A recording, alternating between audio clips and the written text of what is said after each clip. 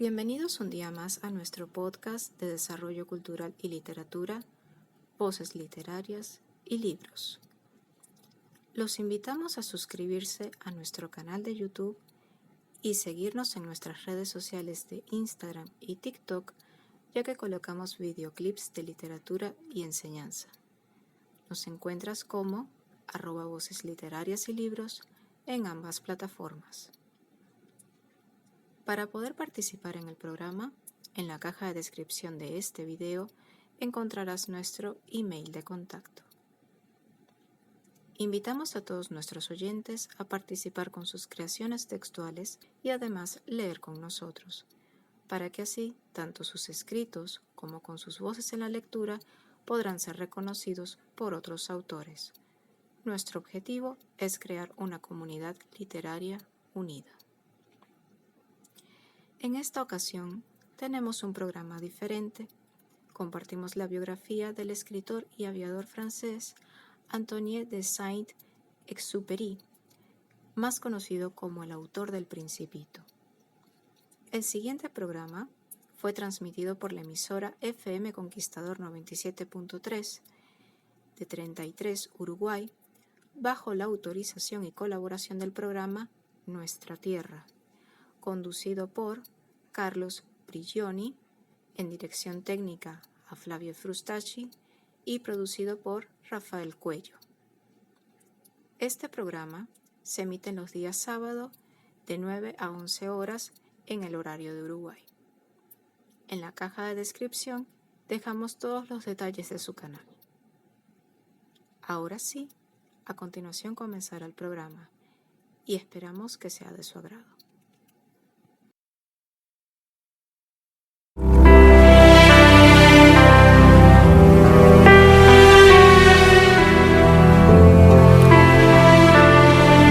¿Y qué otra cortina podíamos elegir que de la película Pearl Harbor para hablar de un as y pionero de la aviación mundial? El autor del libro El Principito, que si usted no lo leyó, por lo menos sintió hablar de él.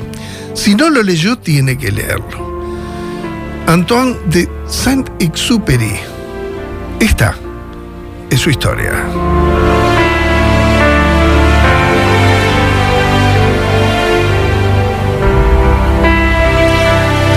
Un 29 de junio de 1900, nacía el novelista y aviador francés Antoine de Saint-Exupéry.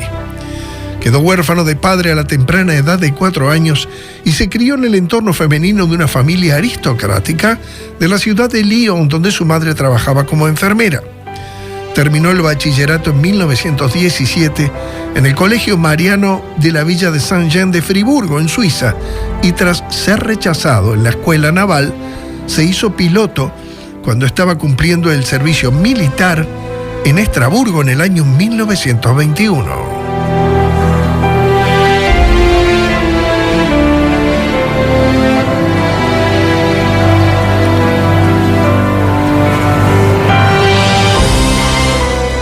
No tardó en integrarse en la escuadrilla de pilotos que cubrían los tramos de la llamada La Línea, que transportaba el correo entre Toulouse, Barcelona, Málaga, Tetuán, Sahara español hasta las antiguas colonias francesas en lo que luego sería Senegal en el África.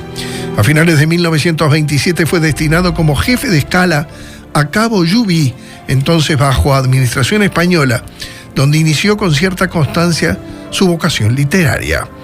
En 1928 se trasladó a Sudamérica. En 1929 se publicó Correo del Sur y a finales de 1930 Vuelo Nocturno, que le supuso un gran éxito al obtener el premio Fémina. Ambas están basadas en sus experiencias como aviador.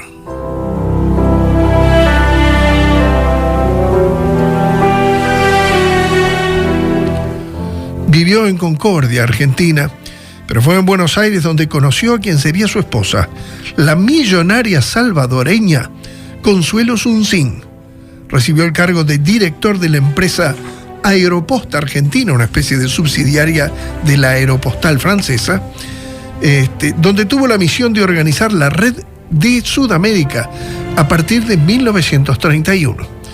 La progresiva bancarrota del Aeropostal puso término a uno de los capítulos más épicos de los pioneros de la aviación, aunque todavía se extenderían sus hazañas hasta la revolución aeronáutica provocada por la Segunda Guerra Mundial.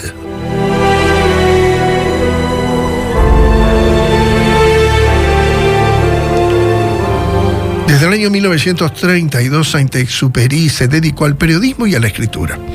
Hizo reportajes sobre la Indochina francesa, hoy Vietnam, en 1934, sobre Moscú en 1935 y sobre España en el 36, previo al inicio de la Guerra Civil. Sin embargo, no dejó de volar como piloto de pruebas, participando en algunos raids o intentos récord que en ocasiones concluyeron en graves accidentes, como el acaecido en la zona del Sahara, vecina a Egipto, en 1935.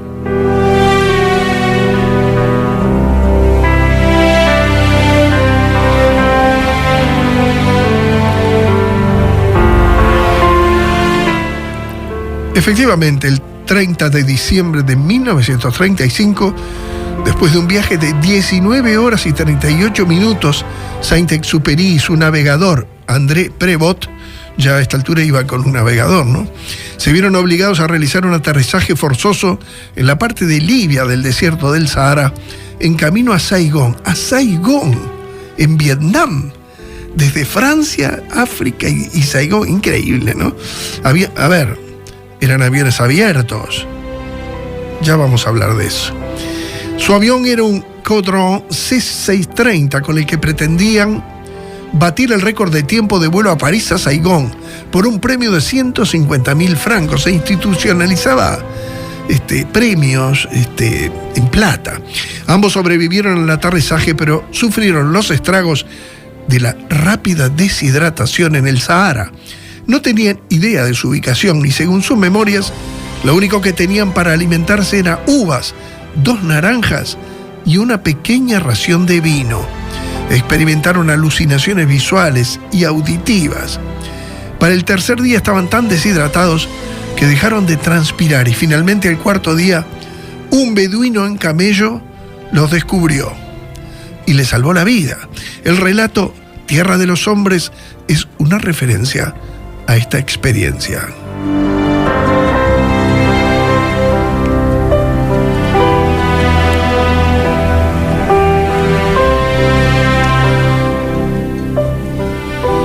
Precisamente fue en este relato donde hizo sus reflexiones sobre el humanismo, en este libro Tierra de Hombres, publicado en el año 39.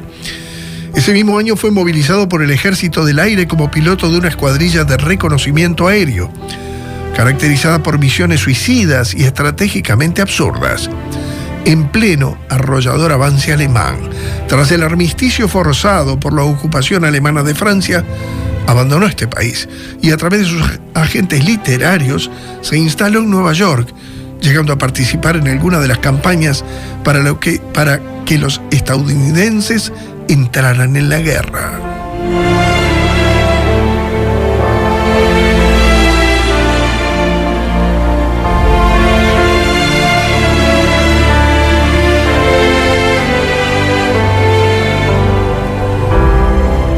Descontento con su participación pasiva en el conflicto y habiendo sido rechazado sistemáticamente como piloto, por fin, en la primavera de 1944 fue destinado a la isla de Cerdeña y luego a Córcega, en una unidad de reconocimiento fotográfico del frente alemán en los prolegómenos del desembarco aliado en Provenza. El 31 de julio de 1944, a las 8:45, Saint-Exupéry despegó a bordo de un Lightning P-38, en un avión más grande, con los doble timón atrás unido, ¿verdad? Lo pueden buscar en internet. Esto era para una misión de reconocimiento sin armamento de una base aérea en Córcega, con una autonomía de vuelo de 6 horas, sobre los movimientos de las tropas alemanas en el Valle del Ródano, poco antes de la invasión aliada del sur de Francia, pero nunca regresaría.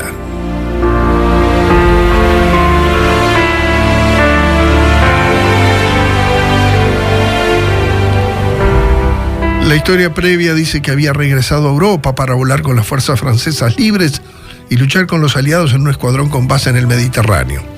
Con 44 años no solo era más viejo que la mayoría de los hombres en servicio, sino que también sufría dolores debido a sus múltiples fracturas. Fue asignado con algunos otros pilotos a un escuadrón de caza bimotor P-38 Lightning, el mismo avión que les describí, bimotor, que un funcionario describió como aeronaves desgastadas por la guerra sin condiciones de aeronavegabilidad. Después de destrozar unos de esos aviones debido a un fallo de motor, en su segunda misión se quedó en tierra durante 8 meses, pero fue reinstalado en misiones de vuelo por el mando aliado estadounidense. En 1943, fíjese este dato, yo no lo sabía, Charles de Gaulle afirmó públicamente que en Saint-Exupéry apoyaba a Alemania, no sé qué le dio. Esta afirmación fue hecha tras publicarse Piloto de Guerra en 1942. Se editaron solo 2.100 copias y el libro fue prohibido en 1943. Saint-Exupéry nunca apoyó a de Gaulle, pues pensaba que ponía su ambición política por encima del bienestar de Francia, pero siempre luchó con la resistencia francesa. Estas insinuaciones hechas por de Gaulle fueron devastadoras para el autor y aunadas a problemas económicos y personales han dado origen a la teoría de un suicidio.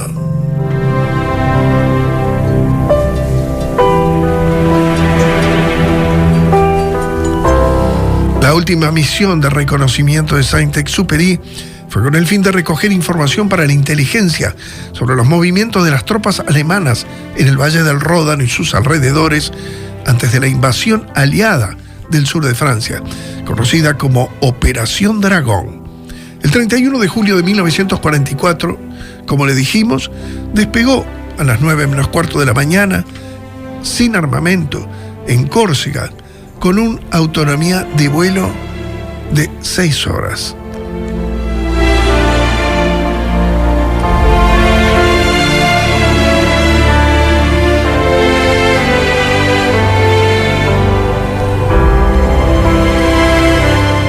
Como no regresó, a la hora 13, el capitán René Gavoil, comandante de la escuadra, advirtió a los radares acerca de la desaparición de Saint-Exupéry.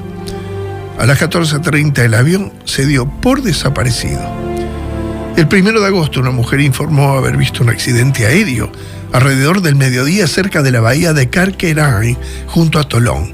Un cadáver sin identificar que llevaba insignias francesas fue encontrado varios días después, al este del archipiélago Frioul, al sur de Marsella, y enterrado en Caiquerán en septiembre.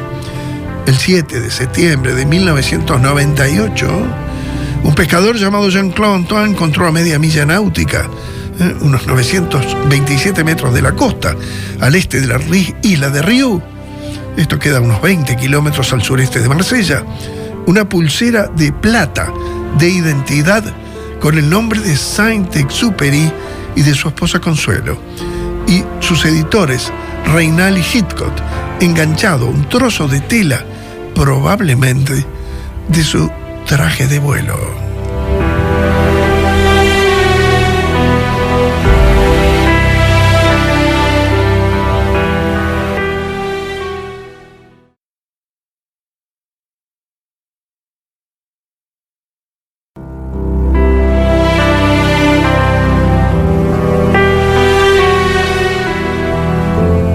El 23 de mayo del 2000, hace 23 años, un buzo llamado Luc Van Reel encontró los restos de un P-38 Lightning de ese avión esparcidos en el fondo del mar al este de la isla de Riou.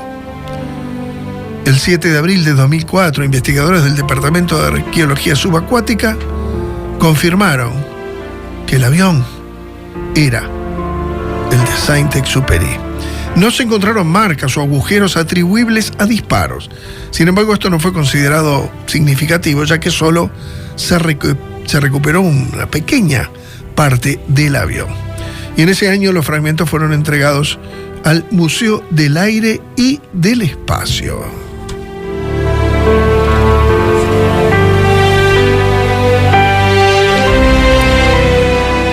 Todo todo realmente muy confuso. Nunca se supo bien qué fue lo que ocurrió, porque en marzo del 2008, el periodista alemán Horst Ripper, de 85 años de edad y ex piloto de la Fuerza Aérea Alemana, de la Luftwaffe, narró a La Provence, un periódico de Marsella, que atacó y derribó un P-38 Lightning el 31 de julio del 44 en la zona donde se encontró el avión de Saint-Exupéry. Ripper, que estaba en una misión de reconocimiento sobre el mar Mediterráneo, dijo que vio y atacó a un P-38 Lightning con identificación francesa cerca de Toulon y vio cómo Lightning se estrelló en el mar. Tras la guerra, Horst Ripper fue un reportero de televisión y dirigió la sección deportiva del canal ZDF, canal alemán. Publicó un libro donde mencionaba el posible derribo de Saint-Exupéry. La historia de Ripper no es verificable y fue recibida con serias dudas por algunos investigadores, tanto franceses como alemanes.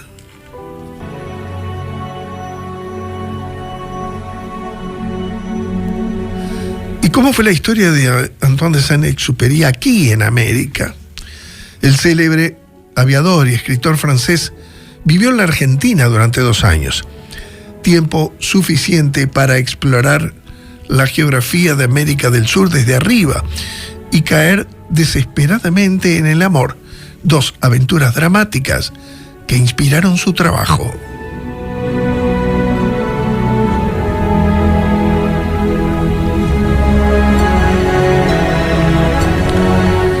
Cuenta Saint-Exupéry, dice: me encontraba en Argentina como en mi propio país. Me sentía un poco vuestro hermano y pensaba vivir largo tiempo en medio de vuestra juventud tan generosa, escribió en una carta después de irse definitivamente de la Argentina.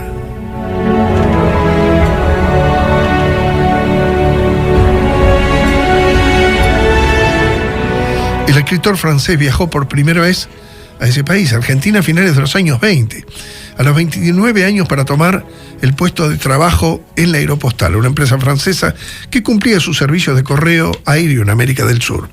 Luego fue fundador y primer piloto de la Aeroposta Argentina, la primera compañía de aviación del país hermano, que se dedicaba fundamentalmente al transporte de correspondencia y en menor medida al de pasajeros. Saint-Exupéry descubrió inhóspitos lugares del territorio que cautivaron su atención: la cordillera de los Andes, los bosques, la estepa patagónica, los valles y las costas también de Patagonia fueron su gran pasión.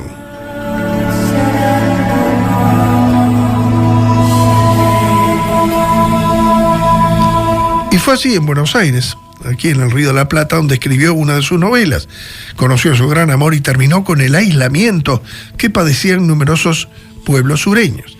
Llegó hasta el fin del mundo, en la provincia de Tierra del Fuego, y unió las localidades de Bahía Blanca, Viedma, Trelew, Puerto San Julián, Comodoro Rivadavia, Puerto Deseado y Río Gallegos.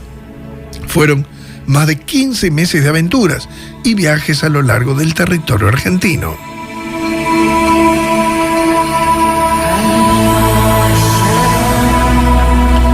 Pero al principio, dice, la capital lo deprimía.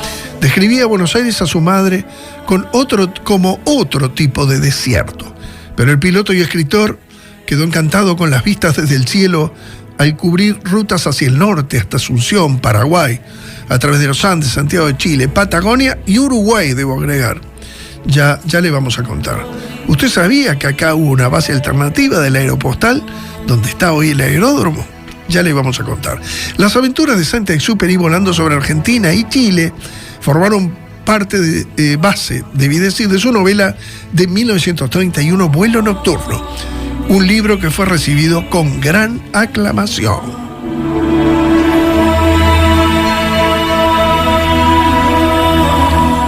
En particular, el paisaje argentino también inspiró imágenes de su obra más famosa, El Principito, de 1943. Su célebre dibujo de la boa constrictora que traga un elefante, por ejemplo, fue modelado a partir de una montaña de forma inusual de la península Valdés, en las costas de la Patagonia argentina.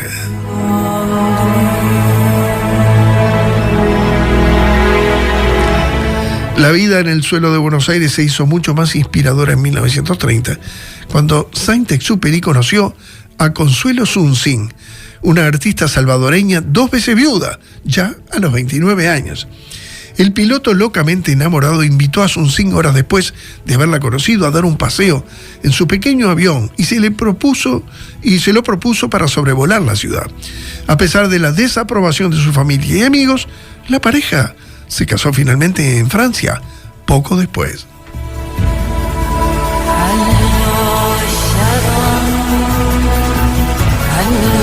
Su tumultuosa historia de amor, que se desarrolla en varios continentes, sobreviviendo a múltiples rupturas y varios accidentes de avión, salpicada por asuntos extramatrimoniales de los dos lados, duró el resto de la vida del escritor. Incluso la relación continua del escritor con su amante francesa Hélène de Vogue no disminuyó el impacto que su esposa marcó en su obra. Sus biógrafos coinciden en que Zunzín era su musa inspiradora y probablemente está referida en rosa, hermosa, vana, tempestuosa, en El Principito. Hasta su muerte, Consuelo recordó a su amado, hasta que la rosa finalmente se marchitó una tarde en París.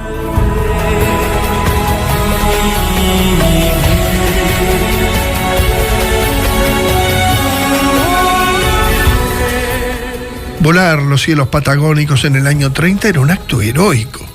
Los pilotos debían afrontar violentos vientos, fríos glaciales y en invierno pistas cubiertas de nieve con medios de comunicación y orientación rudimentarios, muy rudimentarios, le agrego yo. Los habitantes dan testimonio de su paso y el de sus compañeros de vuelo. Así lo recordaba la escritora Camila Raquel Alois, hija de don Julio Alois, gerente de la agencia de la Aeroposta de Puerto San Julián en la Patagonia. Dice: la primera vez que los vi me asustaron. Con sus grandes trajes de cuero y sus antiparras parecían monstruos. Entraban siempre por la puerta de la cocina. Eran amigos de mi padre. Creo que mi casa era un refugio para ellos. Decían que no había nadie en el mundo como los patagónicos por su recibimiento caluroso. Así como ellos abrieron nuestros cielos, nosotros les abrimos nuestros hogares. Estos hombres trajeron el mundo a nuestra Patagonia. Abrieron el cielo, abrieron las rutas y, lógicamente, teníamos que mimarlos.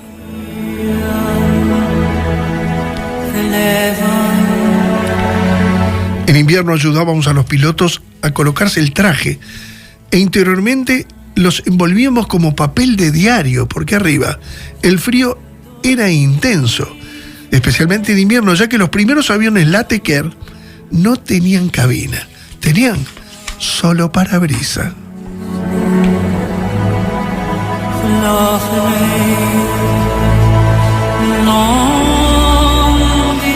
Pero bueno, un 31 de julio de 1930 hizo escala en Melilla, Montevideo, para traer a 6 médicos argentinos que no pude saber para qué vinieron esos 6 médicos, ¿no? Su pasaje quedó en los registros, en los diarios del aeródromo.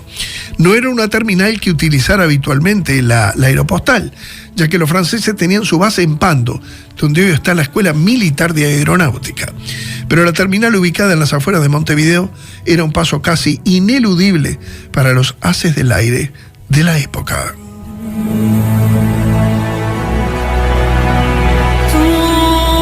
Yo tengo el gusto de conocer al doctor Gustavo Neco, doctor en meteorología. Integró muchos años el Congreso Meteorológico Mundial.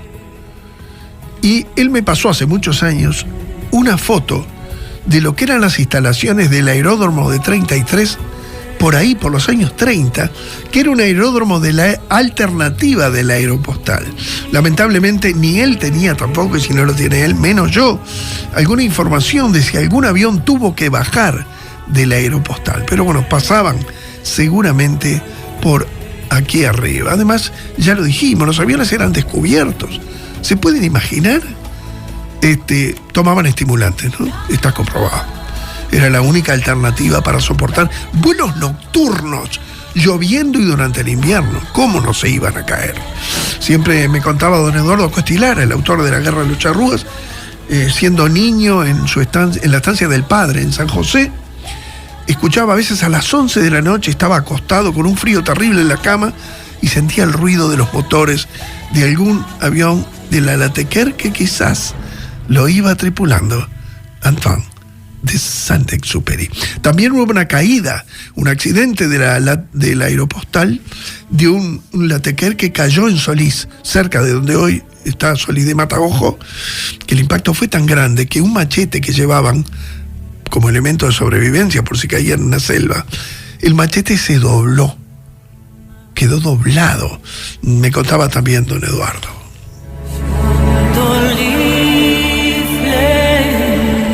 Para terminar, vamos a recordarlo, Antoine de Saint-Exupéry, con una de sus tantas frases, pero no va a ser la del Principito: lo esencial es invisible a los ojos. Esta dice: eres dueño de tu vida y tus emociones. Nunca lo olvides, para bien y para mal.